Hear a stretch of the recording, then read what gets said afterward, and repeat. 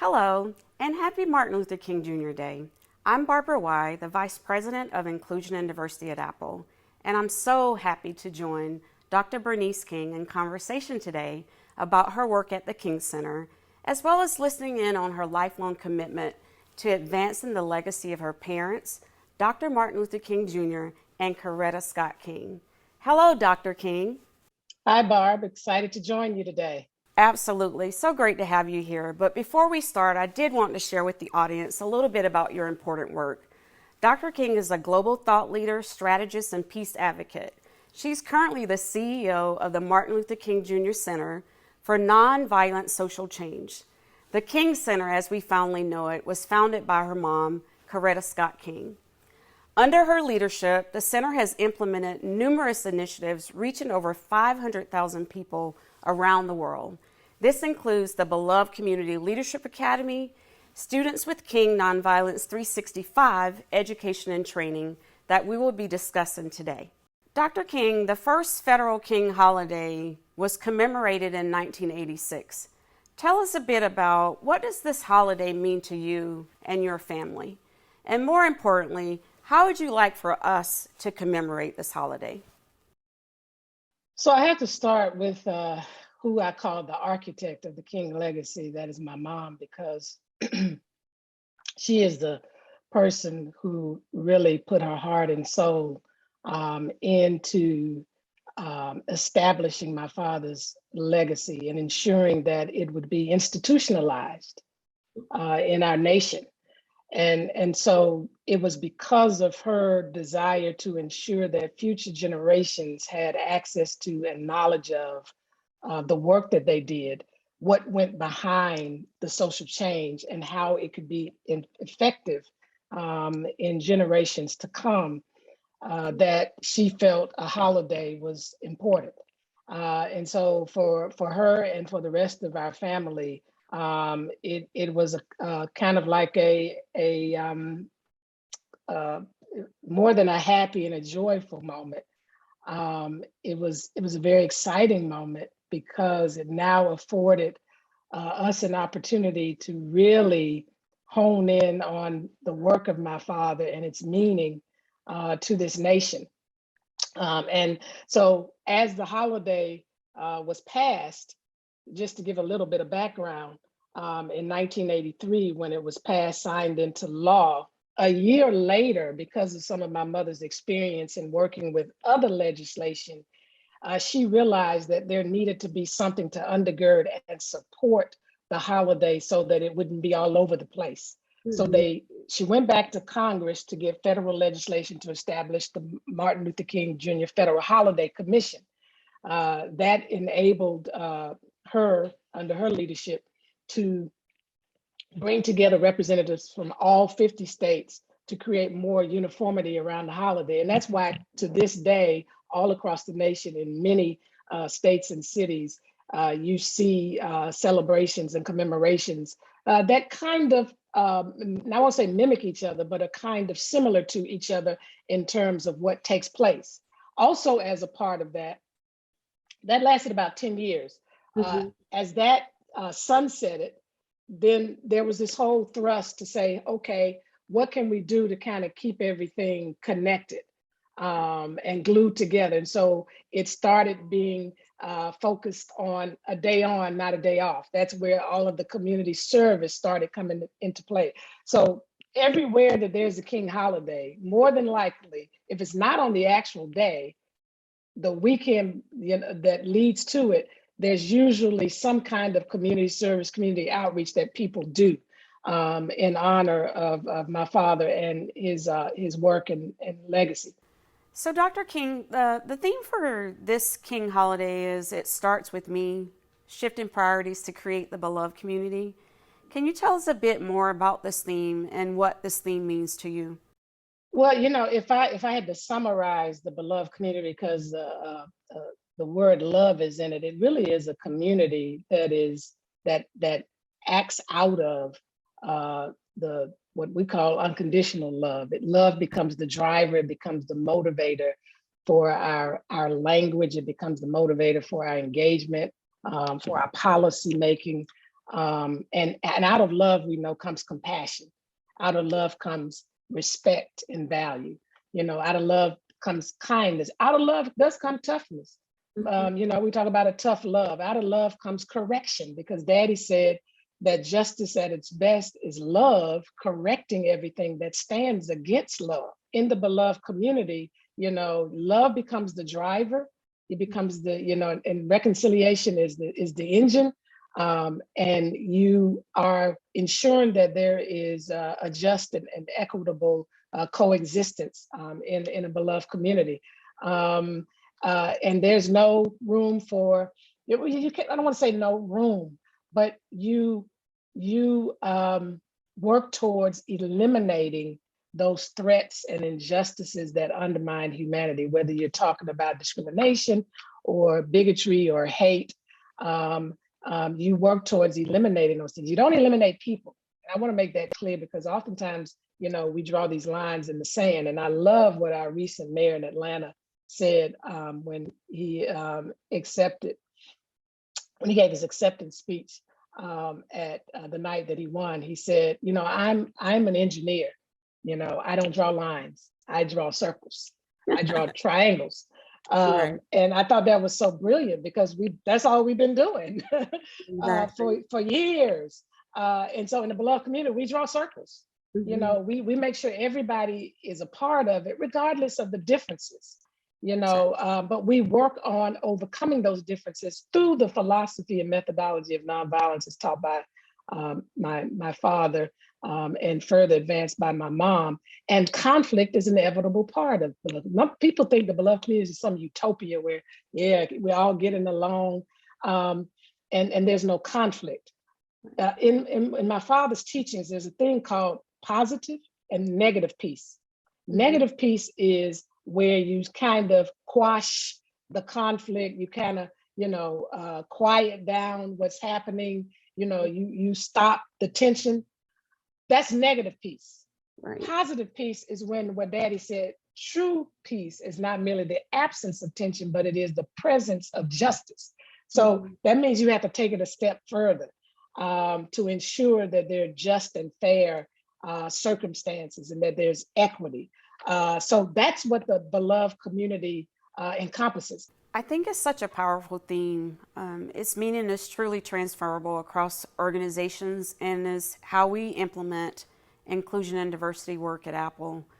We believe it's critically important for everyone to start with themselves and increase their own self-awareness and begin on that journey to take an ownership and seeing ourselves as inclusion officers with the responsibility to not only be aware of inclusion, but drive inclusion from whatever seat you have. It's truly about starting with yourself and bringing everybody in. Your father spoke frequently about the need to create a beloved community. One quote in particular stands out, and I know as we discussed earlier, we want to get the context of these quotes right. Our goal is to create a beloved community, and this will require a qualitative change in our souls, as well as a quantitative change in our lives. This really resonated with me.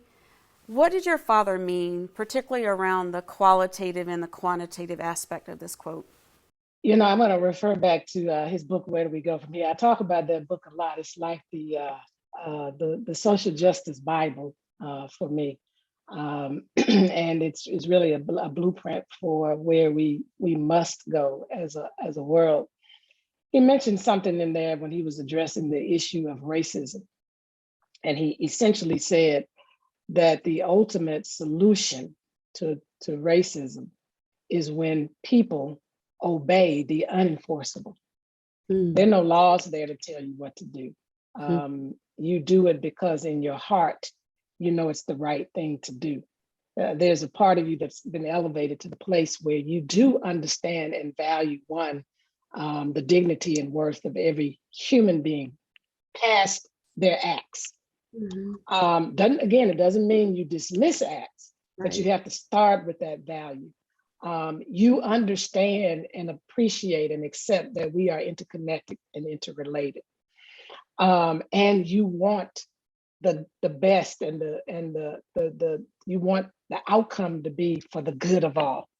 And so there's some internal work that has to be done. When he talks about the qualitative, it's that internal work that has to be done to make sure that we are congruent with what happens externally in the beloved community. You know, it's not just about spouting diversity and inclusion, but it's from the inside out. It's a part of my being. If these things aren't happening in the environment, I don't feel comfortable there. You know, there's this divine, he used the word at one point called divine dissatisfaction with inequity, with injustice, with bigotry. There's this divine dissatisfaction, but that comes from the inside, not a hate, not a hostility, but a dissatisfaction and almost a yearning out of the heart to want to see good and right emerge in an environment, and people, you know, knowing that they are part of something, they feel like they belong. We use that word a lot today. To me, that kind of captures the essence of diversity, equity, and inclusion. There's a sense of belongingness, you know, that this, you know, as Daddy said in the World House, that we are a family. Dr. King, I know that one of the ways the King Center works to strengthen the beloved community is through the nonviolence 365 education and training, and it's now digital. And I'm excited about that for you and the team. Can you tell us a little bit about the training and why you're so excited about its digital launch? It's history meets today. We're going to take people through some history. They're going to find out how they utilize this philosophy, principles of nonviolence, and what we call steps of nonviolence, how they use those to bring about social change, and how that translates in the more interpersonal settings. It is going to revolutionize the way we engage each other in our homes, in our workplaces, in our communities as we do social justice work, because it literally takes what Dr. King was able to translate in the 50s and 60s into your current situation. And so people will have an opportunity to log on to this site from wherever you are. They'll get a year passport. It may take you a year, who knows? May take some people a month. Some people might go through it in 2 weeks because that's the time that they have. And it's well worth your time. You know, I follow you on Twitter, and you have, I'm jealous, you have 760,000 plus followers. But in doing so, I've observed you really protect the legacy of your mother. In what ways have you ensured to continue the legacy of your mother intertwined with Dr. Martin Luther King? You know, when I took over leadership at the King Center, and thank you for the question, because my mother is, you know, she's my heart. I tell people I love my dad, yes, but I really love my mom. When I took over the leadership of the King Center, every year we have our King Commemoration service, and it hit me. She's not here, and everything that was done prior to her death was done focused on him. And now that she's no longer here, but she was the one who kind of, as I said earlier, became the architect of all of this, we need to start acknowledging her. She can't be left out of the equation. She wasn't just some, you know, wife, you know, in the background. She was heavily involved in the work of the movement. People don't know that. Yes, she raised us. We were the priority and had to be, with my father doing what he was doing. But she was one of his main advisors. She was part of some of the strategy sessions. She did fundraisers through her singing, freedom concerts for SCLC in seasons when they didn't have, you know, enough money. She would go out and do these freedom concerts where she would talk about the movement, narrate it, and sing together. She was very heavily involved in the peace movement. Before she even met my father, she was a peace activist, and always encouraged him to join the effort of peace. And he was always there, but he never made it official. So she was kind of in the background, really pushing, because there were those who cautioned him against delving into that area, that it would threaten, you know, the civil rights work. But it was her voice and her strength and her being involved in that work that really kind of inspired him and gave him that courage and strength to finally do it. So when the holiday started coming around, I said, okay, we do these banners every year on our streets. in front of the center, and it goes all the way downtown and in some other places across the city. I said, as part of that banner, let's do a two-sided banner, so that usually there's some kind of image or something related to daddy on one side. There used to be, they would do the same banner. They would parallel each other. But now let's add mom to the equation, because we wouldn't even have this holiday if she didn't get involved, because for 15 years, it was introduced into Congress, but never passed. It wasn't until she really, finished what she was doing to build the King Center and started really focusing on the holiday that we really got the momentum that was needed. So that's one way. The second way is every year when we do our commemorative service, there's a school that has been named for her here in Atlanta called the Coretta Scott King Young Women's Leadership Academy in the 6th through 12th grade. So we asked one of those students to come and do a tribute during the service that is televised and now streamed all over the world with one of their girls, so that people know Coretta Scott King is very much a part of this. Now, I talk a lot about her, obviously, everywhere I go, because, as I say, we wouldn't have King Holiday, we wouldn't have King as we know him, because when he was assassinated, he was one of the most hated men in America. Now he's one of the most loved men in the world.